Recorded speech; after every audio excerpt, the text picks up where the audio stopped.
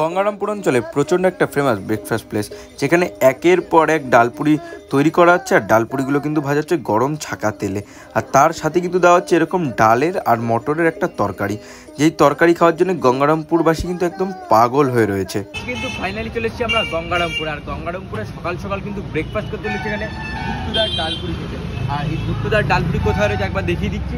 রয়েছে হচ্ছে চৌরঙ্গি মোড় বা ঘড়ির মোড়, যেটা গঙ্গারামপুরের মানুষের কাছে খুব ফেমাস। তো সেইখান থেকে একটু এগিয়ে আসলেই কিন্তু তোমরা পেয়ে যাবে হচ্ছে ভুট্টুদার ডালপুরি। তো দাদা, এখানে ডালপুরি বিক্রি হচ্ছে কত টাকা কি পিস রয়েছে একটু বলে দাও। 7 টাকা পিস, এক পিসের দাম 7 টাকা। এক পিসের দাম 7 টাকা, তিনটার দাম 20 টাকা, বাদ বাকি যা নেবে তারপরে 7 টাকা 7 টাকা করে লাগবে। ঠিক আছে দাদা, তাহলে আমি তো এবার দেখবো যে দাদা কিরমভাবে এখন বানাচ্ছে ডালপুরি, আর আমাদের জন্য 1 প্লেট তাহলে ডালপুরি লাগিয়ে দাও। ঠিক আছে দাদা। তো ফাইনালি কিন্তু এখন আমাদের হাতে চলে এসেছে গঙ্গারামপুর ঘড়ি মোড়ের পাশে ফেমাস ভুট্টুদার ডালপুরি। প্রথমেই দেখে নেবো ডালপুরির ভিতরে কি স্টাফিং, মানে কিরকম স্টাফিং রয়েছে।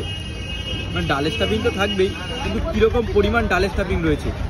বাহ, পুরো ডালপুরিটাই কিন্তু ডালের স্টাফিং বেশ ভালো পরিমাণে করা রয়েছে। আর ডালপুরি পুরো শুধু ট্রাই করবো।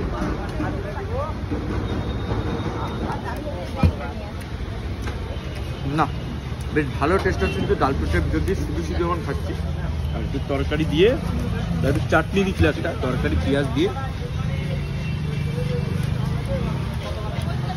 না বেশ ভালো লাগছে কিন্তু সত্যি কথাই। এটা ডালের আলাদা ফ্লেভার আসছে, আর তরকারিটা খুব সুস্বাদু।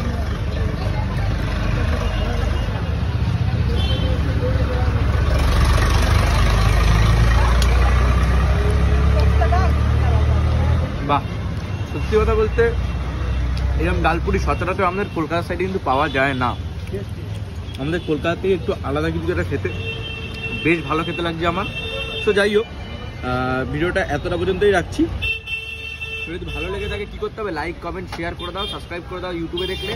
আর যদি গঙ্গারামপুরে আসো, ভুট্টুদার ডালপুরি কিন্তু মাস্ট ট্রাই করতে হবে তোমাদের।